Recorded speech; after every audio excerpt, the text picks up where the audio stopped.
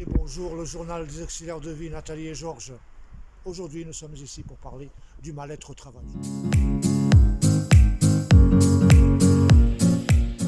Je vais laisser Nathalie commencer. Pour le mal-être au travail, voilà. Les auxiliaires de vie, hommes et femmes, sont souvent, certains, déprimés, en arrêt maladie, anxieux, voilà, mal de dos, mal aux épaules, beaucoup de mal-être. Alors le mal-être, il est dû à quoi? Alors, c'est des choses qu'on ne parle pas, mais ça existe. Nous, les femmes, on a un problème. Enfin, il arrive souvent qu'on a un problème avec les hommes au travail, les personnes âgées hommes. Il y a des attouchements. Certains abus, oui. Il y a des attouchements, il y a des hommes, on peut se retrouver dans certaines situations gênantes, très intimes, ouais, voilà. Très gênantes, Il y a aussi des hommes qui tombent amoureux de son auxiliaire de vie, qui essaient d'embrasser, de toucher, de choses comme ça. Et c'est un gros mal-être. On ne sait pas comment faire. Certaines personnes ne savent pas comment faire. Il faut tout simplement prévenir les associations. Malheureusement, il y en a qui ferment les yeux et qui nous laissent avec ce genre de personnes. Il ne faut pas rester, il ne faut surtout pas rester. Il faut demander déjà qu'on nous retire de la mission et qu'il y ait une réunion et qu'on voit ce qu'on peut faire. Voilà. Quand un monsieur, on arrive, il essaie toujours de vous toucher les fesses ou les seins ou de vous embrasser, à un moment donné, c'est vrai qu'on met le haut là, mais il y a des personnes qui ne comprennent pas. Souvent aussi, c'est à cause de leur pathologie. Donc, soi-disant qu'il y a des psys au travail qui sont là pour nous aider, nous écouter. On ne les voit pas souvent. Il faut prendre rendez-vous. Et de là, en fait, le problème, il est passé. On est déjà passé à autre chose. Mais on retrouve la personne, 8 jours après, on se retrouve dans les mêmes circonstances. Ça peut être très grave. J'ai une collègue, je vous donne un exemple vite fait. Une collègue, il y a quelques années, s'est faite arrêter. Elle était en dépression parce qu'il y a un monsieur d'un certain âge qui l'a coincée, voilà, dans un placard, qui a failli la violer. Donc il y a beaucoup de problèmes de ce côté-là. Ça fait partie du mal-être. Le mal-être, c'est encore autre chose. Le mal-être, ça peut être aussi dû au deuil. Parce qu'on accompagne les personnes. Mais attends, Nathalie, par rapport à ça, je voulais dire que aux personnes qui abusent des collègues, disons qu'on n'a pas le soutien qu'il faut des associations. Parce que souvent les associations sur les filles mettent au courant leurs responsables et ils font semblant qu'il ne se passe rien. Voilà. C'est pas grave, c'est pas grave. Vous revenez demain, ça ira mieux. Non, c'est pas du tout ça. Il faut se plaindre. Il faut exactement mettre les points sur les i. Et moi, j'ai eu des situations en structure, où j'ai eu une situation avec une dame qui m'a demandé, qui m'a fait des propos un peu déplacés. Automatiquement, j'ai exposé la situation. J'ai exposé la situation, bien sûr, en transmission. Et tout de suite, on m'a enlevé de la douche de cette mission. On a mis quelqu'un d'autre. Et bien sûr, on est beaucoup plus soutenu, disons, en structure, dans des situations comme ça qu'à domicile, où on est un peu solitaire. Très solitaire, c'est très gênant et c'est vraiment un gros mal-être. On peut en tomber malade, être anxieux à l'intérieur de nous-mêmes, où on n'ose pas le dire. Non, il faut parler. C'est pareil, donc je disais pour les deuils. On accompagne les personnes parfois en fin de vie ou pas, où il y a une mort brutale et souvent on est seul. Voilà. Il y a des associations avec qui on est soutenu, mais on est seul. On ne peut pas retourner tout de suite au travail, où on a lu sur les réseaux sociaux. Des fois, il faut enchaîner tout de suite, Nathalie. Voilà. Après, c'est notre métier. On l'a choisi, c'est notre métier. On parle juste de ce mal-être. Pas bien accompagné souvent, et on a vu sur les réseaux sociaux qu'une jeune femme, parce qu'on a souvent des missions qui durent 2 ans, jeune femme qui a perdu deux personnes, deux personnes le même jour, ça doit être terrible. C'est terrible. Alors le mal-être aussi, c'est aussi le racisme. Il y a beaucoup de racisme, donc ça c'est très très dur quand on entend dire une personne, moi je veux pas de cette personne, elle est noire ou elle est arabe ou elle est musulmane. Voilà, ça c'est très mal placé et ça fait extrêmement souffrir à l'intérieur de nous-mêmes, parce que parfois on peut le dire à des personnes, on peut parler de ça à d'autres personnes, et que nous, malgré tout, on est concernés dans notre cadre familial, en fait. Bien sûr, donc, des anciennes générations qui ont vécu les guerres, qui ont beaucoup de personnes âgées, surtout dans les campagnes. Très ancrées encore dans leur façon d'être. Et par rapport au deuil, savoir que des fois on fait des missions très très longues, ça t'est arrivé, Nathalie, des missions de 2 ans chez des personnes. Comment on ne peut pas s'attacher à des personnes comme ça?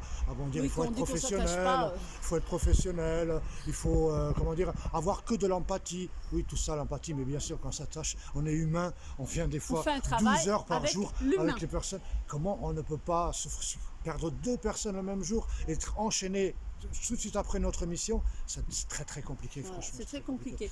Donc après, il y a aussi les problèmes dus à l'ergonomie, en fait, au transfert de personnes. Et donc là, encore une fois, on se fait mal aux épaules, au dos. Donc il ne faut pas hésiter à demander un verticalisateur, un lève-malade, Voilà, pour éviter justement les transferts compliqués. Il faut demander à l'association, il faut passer par une infirmière, il faut passer par la famille. Il y aura une ordonnance pour que la personne puisse se procurer ce genre de matériel pour pouvoir faire les transferts. Parce que non plus, on voit souvent que les personnes se font mal et tout. Ok, c'est sûr. C'est compliqué de faire des transferts. Mais on n'est pas maçon, on ne travaille pas avec des grosses briques, on ne va pas monter un mur, on va se faire mal au dos. Non, c'est juste que, justement, pour le mal-être, pour éviter ce mal-être, il faut faire quoi? Il faut faire, je parle physiquement bien sûr, il faut faire du sport. Parce qu'on ne peut pas faire ce métier d'auxiliaire de vie si on n'est pas en forme. À la limite, on commence jeune, ça va, mais dès qu'on commence à avoir 3-4 ans de métier, 5 ans, c'est là qu'on commence à entendre les problèmes de dos, de machin, de jambes, surtout des épaules. Mais bon sang, il faut faire du sport déjà en temps ordinaire pour être bien dans son corps, dans sa vie, il faut faire du sport. Mais encore plus avec ce métier. Aide-soignante, auxiliaire de vie, infirmière devrait faire du sport tous les jours. Je vous conseille 10 minutes de sport par jour pour faire travailler le haut du corps et le bas du corps. Et la sangle abdominale, si vous travaillez la sangle abdominale, vous aurez moins de problèmes de dos. Et donc ça fait partie du mieux-être dû à ce mal-être, justement à cause des mauvaises manipulations. Et puis, il n'y a pas de matériel à la maison, il faut demander. Et n'hésitez pas aussi à parler autour de vous, quoi. Voilà, votre conjoint, votre conjointe, votre ça fait partie du bien-être psychologique. C'est bon de parler, de pouvoir sortir ce qu'il y a dedans, de pouvoir en parler. Je sais que c'est un sujet qui n'est pas toujours facile, c'est pas tout le monde qui est prêt à écouter voilà, toutes ces choses qu'on fait tous les jours. Souvent, voilà, on s'en fout un petit peu du travail qu'on fait. Voilà, en fait, hein. Mais voilà, cherchez quelqu'un à qui vous pouvez parler, une collègue, un mari, je sais pas. Ou tout simplement au travail avec et une aussi, fille, hein. Et aussi, très important, c'est essayer d'avoir une activité qui n'a rien à voir avec votre travail à côté. Je sais pas, ça peut être la musique, le chant, le dessin, c'est quelque chose où vous puissiez vous évader pour pouvoir après mieux vous connecter sur votre travail. C'est pas mal ça. Voilà, donc ça c'était un sujet sur le mal-être au travail parce qu'il y en a énormément, ça existe, on en parle très peu, mais il faut faire très attention, sinon vous allez finir votre carrière d'auxiliaire de vie mais dans un sale état, ou alors vous allez carrément l'abandonner et puis être en arrêt je ne sais combien de temps. Donc voilà, c'était ça. Vous ne pouvez pas être performant dans votre travail si vous êtes mal avec votre corps, ça c'est sûr. Quand on a des douleurs, on n'a pas envie d'aller bosser. Et puis tout ce qui se passe, on a parlé, le deuil, tout ça, il faut en parler autour de vous. Les personnes, hommes ou femmes, personnes âgées, où il y a des attouchements, des mots déplacés, là il ne faut pas hésiter, il ne faut vraiment pas hésiter à en parler. Après, moi ce que je voulais dire, la bonne nouvelle, c'est que l'ADMR du 35 a mis en place 23 voitures de service pour les auxiliaires de vie, pour leur bien-être justement. C'est un argument pour que les auxiliaires de vie aient envie d'aller travailler à l'ADMR de l'Ille-et-Vilaine. Et apparemment, le département, les ADMR qui sont dans cette région vont distribuer dans 50 ADMR, si j'ai bien compris, avant la fin de l'année.